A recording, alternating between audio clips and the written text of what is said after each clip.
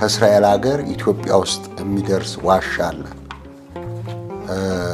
ይሄ ዋሻ ባለጌ ወንበር ምናምን ቁጭ አድርገውበት እዚህ ጋር ትጠጣላችሁ። በውስጡ በረንዳው ላይ እኮ አይደለም የቤተ ክርስቲያን ውስጥ መገበያያ ቦታ አድርገውታል፣ መጠጫ ቦታ አድርገውታል። ይኸውላችሁ ሼክ ያደርገዋል። ጀል የሚመጣ ንጉስ አለ የሚያድነን ሰላም የሚያሰፈን አገሪቷ ላይ ረሃብ የሚጠፋበት የሚትረፈረፍበት ዘመን ይመጣል ብሎ የሚጠብቀው ንጉስ ቴዎድሮስ የሚባል አለ እና ከትንሽ ጊዜ ወዲህ ቲክቶክ ላይ በጣም ታዋቂ ሆነው አዶናይ ምናልባት እኔ ንጉስ ቴዎድሮስ ለሆነ ይችላል የሚጠበቀው ቴዎድሮስ እኔ ለሆነ ይችላል እያለ ነው ያለው። መተናል ወደ አክሱም እንግዲህ ማርያምን ለማክበር የነባት እሺ መተናል ሳንተኛ ወዲያውኑ ከነሶፌ ነው የመጣው የታባቱ እሺ አንዴ ቤተክርስቲያን ባማ አንቺ እሺ ሰላም አለን ቴንክ ዩ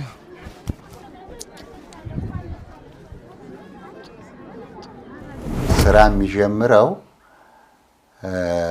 ይሄ ያልሽው ነገር አሁን ከተማው ፈርሶ ሰው አልቆ እግዚአብሔር ለምስክርነት የሚያስቀራቸው ሰዎች አሉ። ሰላም ጤና ይስጥልኝ ውድና የተከበራችሁ የአዳም ቲዩብ ቤተሰቦች እንደምን ሰነበታችሁ? እኔ ደህና ነኝ እግዚአብሔር ይመስገን።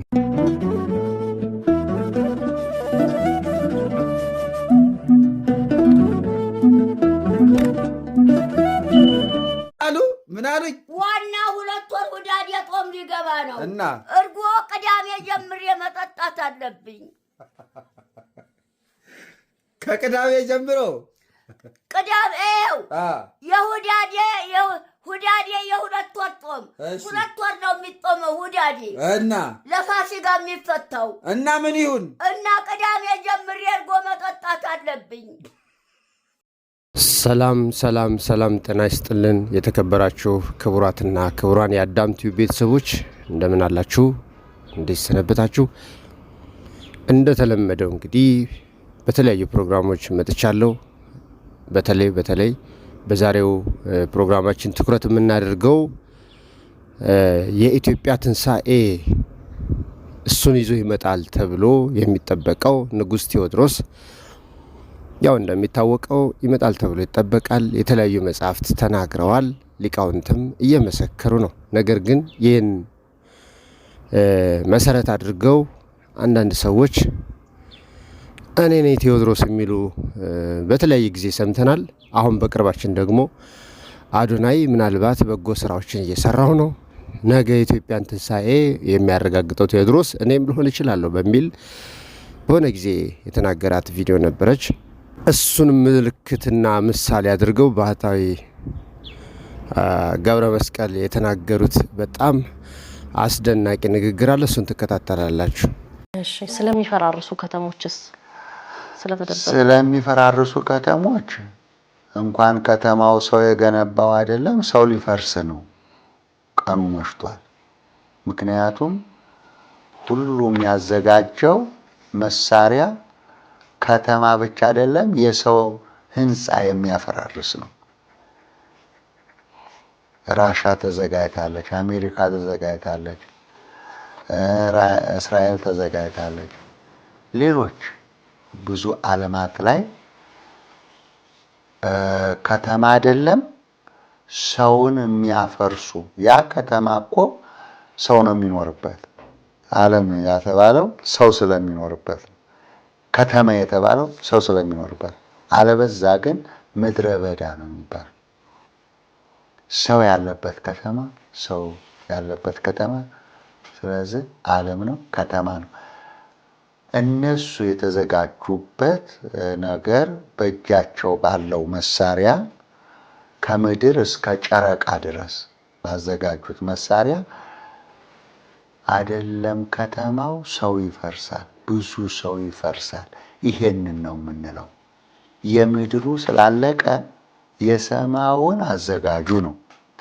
ማዕበሉ አለ፣ በረዶ አለ፣ ነፋሱ አለ። ስለዚህ እግዚአብሔር በዝናቡም በበረዶም በሙቀቱም ገና ሙቀትም አለ፣ ኃይለኛ ሙቀት። ስለዚህ በሙቀት የሚያልቀው በበረዶ የሚያልቀው በማዕበል የሚያልቀው በጥይት የሚያልቀው በታንክ የሚያልቀው በሚሳኤል የሚያልቀው ብዙ ሰው ነው። ግን ምን ይዞ ነው የሚሄደው ነው? ዓለም እንዲህ በውጥረት ላይ እያለ የሚሞት ያልመሰለው እሱን ይዞ የሚሄድ ያልመሰለው ብዙ ነው። እነዚህ ተኳሾቹም እኮ እንሞታለን አይደለም እንገላለን እያሉ ነው። ግን ተኳሾቹም ራሳቸው ሊሞቱ ይችላሉ። ግን ምን ይዘው ነው የሚሄዱት? የት ነው የሚገቡት? ስለዚህ እኔ የማስበው ለሚፈርሱት ከተሞች ሳይሆን ለሚፈራርሰው አካላችን ለሚሞቱት ሰዎች ነው የማስበው። ከተማው ይፈርሳል፣ ይሰራል፣ ችግር የለም። ሰው ግን መስራት አይችልም። ውድ ቤተሰቦቼ እርግጠኛ ነኝ ቁም ነገር ጨብጣችሁ ዘና ፈታ እንዳላችሁ ተማምናለሁ። ላይክ፣ ሼር፣ ሰብስክራይብ እንዳይረሳ። እሺ እዚሁ ላይ እርስዎ እንዳሉን አሁን አያይዘን ብናነሳው ስለምንጠብቀው ነገር እያሉ ነበርና ህዝቡ ደግሞ እንዲሁም አሁን ካለው ከጦርነቱ ከረሃቡ የሚመጣ ንጉስ አለ የሚያድነን ሰላም የሚያሰፍን አገሪቷ ላይ ረሃብ የሚጠፋበት የሚትረፈረፍበት ዘመን ይመጣል ብሎ የሚጠብቀው ንጉስ ቴዎድሮስ የሚባል አለ እና ከትንሽ ጊዜ ወዲህ ቲክቶክ ላይ በጣም ታዋቂ ሆነው አዶናይ ምናልባት እኔ ንጉስ ቴዎድሮስ ልሆን እችላለሁ የሚጠበቀው ቴዎድሮስ እኔ ልሆን እችላለሁ እያለ ነው ያለው። ምክንያቱም እንደምናየው አንዳንድ ስራዎቹ ላይ ሰዎችን ሲያስታርቅ እናያለን፣ ደሆች እየረዳ ነው ያለው፣ አንዳንድ መልካም ተግባራቶቹን እያየን ያለ ነውና ምን አይነት ቴዎድሮስ ነው የሚጠበቀው? እና ደግሞ ቴዎድሮስ እሱ ነው ወይ? ቴዎድሮስ እስካሁን ስራ አልጀመረም። ስራ የሚጀምረው ይሄ ያልሽው ነገር አሁን ከተማው ፈርሶ ሰው አልቆ እግዚአብሔር ለምስክርነት የሚያስቀራቸው ሰዎች አሉ። ነብዩ ኤልያስ እንዲህ ብሎ ነበር፣ የእስራኤል ነቢያት ሁሉ አልቀው እኔ ብቻዬን ቀርቻለሁ፣ ስለዚህ እኔንም ነፍሴን ውሰድ ብሎት ነበር እግዚአብሔርን። አይ ኤልያስ አንተም አታውቃቸው፣ እኔ ሰውሬ ያስቀመጥኳቸው 7000 ሰዎች አሉ አሉ። በዓለም ላይ በኢትዮጵያ ብቻ ሳይሆን በዓለም ላይ ከዚህ ከፍርስራሹ ውስጥ ሰውሮ የሚያስቀራቸው ሰዎች አሉ። ደመና ላይ፣ ተራራ ውስጥ፣ ዋሻ ውስጥ፣ በአጠቃላይ ከመሬት በታች ጭምር ሰውሮ የሚያስቀምጣቸው በእጃቸው ደም የሌለባቸው፣ በእጃቸው ደም ያላፈሰሱ፣ በዝሙት፣ በሌብነት፣ በጉቦ፣ በቅሌት ያልነካካቸው፣ በንስሐ እየታጠቡ ጽድቁንና መንግስቱን የሚጠብቁ ሰዎች አሉ። ቴዎድሮስ ሲመጣ እነዚህን የሚሰበስብና በእነሱ ላይ የሚነግስ ነው። በዚህ በተጠራጣሪና በአመንዝራ ትውልድ ላይ ቴዎድሮስ ንጉስ አይሆንም።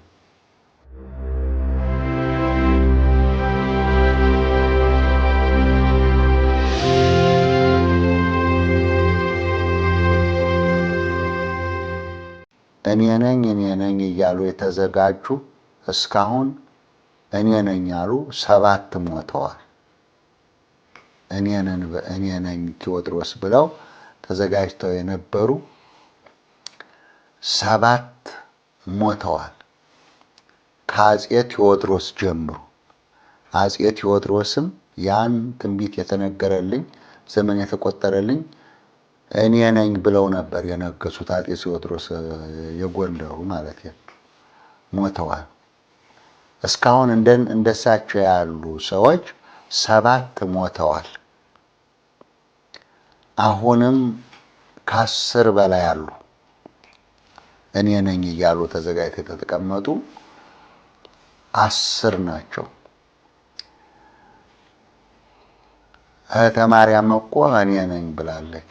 ንግስተ ንግስት ነኝ ብላ እኮ እኔ ነኝ ብላ ተቀምጣለች።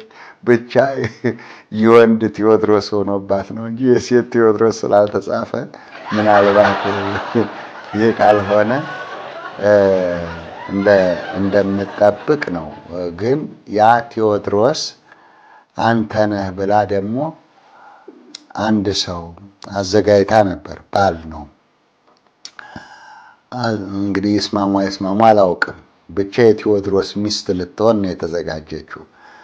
ዞሮ ዞሮ አሁን የሞቱት 7 ናቸው ከአፄ ቴዎድሮስ ጀምሮ። አሁን ደግሞ ያሉት 10 ናቸው። ሆቴልም ቁጭ ብሎ የሚጠብቅ ሰው አለ። ይሄ በቴሌግራም ሰውን የሚነዳውም ኢትዮጵያ ዓለም ብርሃን የሚባል ማህበር አቋቁሞ እሱም ቴዎድሮስ ነኝ ብሎ ነው የሚጠብቀው። የዋናው ሆኖ ግን ሰው ያለው ካናዳ ነው። ካናዳ ተቀምጦ የዓለም ብርሃን ኢትዮጵያ ዓለም ብርሃን ብሎ በቴሌግራም ህዝቡን በየገዳማቱ በየቦታው በርበሬና ዱቄት አሸክሞ ጨርሶታል እና ብዙዎቹ አልቀዋል። በመሰረቱ እንደ ንጉስ ቴዎድሮስ ወይንም ቅዱስ የሆነው የኢትዮጵያን ትንሣኤ የሚያረጋግጠው የወደፊቱ ንጉስ የተበተኑትን የሚሰበስብ የድሆች ተስፋ የሚሆነው ንጉስ አነጋጋሪ ንጉስ ነው። ሰዎቹ በተለያየ መልኩ ይመጣል እያሉ የሚገምቱበት ግምትና እሳቤ እጅግ በጣም ከእውነት የራቀ ነው። እኛ በምናውቀው እናውቀዋለን፣ ሊቃውንት በሚያውቁት ያውቁታል፣ ሰምተው የሚያወሩ ሰዎች ያወራሉ፣ በግምት የሚያወሩም አሉ። እውነታውን ወደፊት ማየት ነው ትልቁና ዋናው ነገር። እድሜ ይስጠን የሚለውን ነገር ያዙ። እድሜ ከሰጠን ሁሉንም እናየዋለን። ዞሮ ዞሮ ግን እንደነዚህ አይነቶቹ ሁሉ መጀመሪያ የሚጠረጉት እነዚህ ናቸው። መጀመሪያ አለን የሚል ነው የሚጠረገው። ቴዎድሮስ ያለው ዋሻ ውስጥ ነው። በዋሻ ነው ስራውን የሚሰራው። ለዓለም አልተገለጸም፣ ለሰው አልተገለጸም። ግን ዋሻ ለዋሻ እየተዘዋወረ ስራውን እየሰራ ይገኛል። ከዚህ እስራኤል ሀገር የሚደርስ ዋሻ አለ በምድር ውስጥ። ከእስራኤል ሀገር ኢትዮጵያ ውስጥ የሚደርስ ዋሻ አለ። ይሄ ዋሻ የሚገኘው ባህር ዳር ደሴቶች ውስጥ ነው። ከዛ ደሴት ውስጥ እስራኤል ሀገር ይደርሳል። ከእስራኤል ሀገር ደግሞ እዛ ደሴቶቹ ላይ ይደርሳል እና ምድር ለምድር ዋሻ ለዋሻ ስራውን እየሰራ ነው። ከሱ ጋር ደግሞ በጣም ብዙ አሉ። ጥይት አይተኮስም። እሱ ሲመጣ ጥይት የለም፣ ሚሳኤል የለም፣ መሳሪያ የለም፣ አጃቢ ወታደር የለም። በዘንግ ነው እና እነዛ ቅዱሳን አጃቢዎቹ ቅዱሳን ጥሩምባና ከበሮ ይዘው ነው የሚወጡ። መለከት እየነፉ ነው የሚያስገቡና ተከራካሪውም የለ ተዋጊውም የለምና ስለዚህ በዓለም ላይ የቀሩትን ነጭ የለም፣ ጥቁር የለም፣ ሴት የለም፣ ወንድ የለም፣ ትንሽ የለም፣ ትልቅ የለም እነዚህን የሚሰበስብ እሱ ነው እንጂ ይሄ ልቅላቂው ሁሉ ተለቃልቆ ነው የሚቀረው።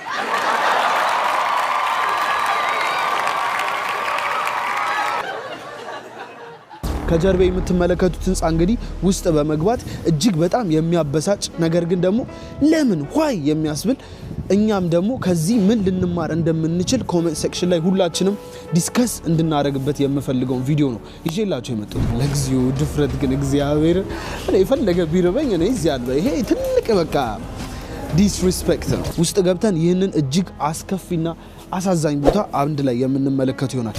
ይህ ቤተ ክርስቲያንን ወደ ሆቴልነት የቀየሩ ሀገሮች እንዳሉ ነው የሚታየው። ቀጥታ ወደ ውስጥ እንገባለን። እስኪ ቤቴ የጸሎት ቤት ይሆናል ተብሎ ተጽፏል። እናንተ ግን የወንበዴዎች ዋሻ አደረጋችሁት። ቤተክርስቲያን የነበረው ወይም ደግሞ በአሁኑ ሰዓት የገበያ አዳራሽ የሆነው ህንፃ ይሄንን ይመስላል። እንደምትመለከቱት በሩ ላይ መርካቶ ሜይፌር ይላል። መርካቶ ማለት ሁላችንም እንደምናውቀው እንግዲህ የጣሊያንኛ ቋንቋ ነው። መገበያያ ቦታ እንደማለት ነገር ነው እና በጣም የሚያናደውና የሚበሰጨው ነገር እዚህ ቦታ ላይ ሪፈርቢሽ ማድረግ ይችሉ ነበረ ወይም ደግሞ መልሶ መገንባት ይችሉ ነበረ። ግን እነዚህ ሰዎች ቤተክርስቲያኑን እንዳለ ነው መጠቀም የፈለጉት። ለምን የሚለው ነው ጥያቄ። እንግዲህ በጣም ትልቅ መልእክትን ማስተላለፍ ስለሚፈልጉ ነው። ውስጡ ስንገባ የሚገርማችሁ ነገር ቤተክርስቲያኑ ምንም አልተነካም። እራሱ ቤተክርስቲያንነቱን እንደያዘ ነው የገበያ አዳራሽ ያደረጉት። ይህ በጣም የሚያሳዝን ነገር ነው። ይህ ሳጥናኤል እንግዲህ ጊዜው የኔ ነው እያለ የሚፈነጭበት ጊዜ እንደሆነ በጣም ወይም ደግሞ የዓለም መጨረሻ የደረሰበት ጊዜ እንደሆነ የምንመለከትበት ስፍራ ነው። ወደ ውስጥ እንገባለን። እዚህ ጋር እንደምታዩት ሜይፌር ይላል። ሂድን ድሪንክ ቴራስ ይላል። መጠጫ ቦታ እዚህ ውስጥ አለ ምናምን ነው የሚለው። ኤኒዌይስ ወደ ውስጥ እንግባና ምን እንዳለ እንመለከታለን።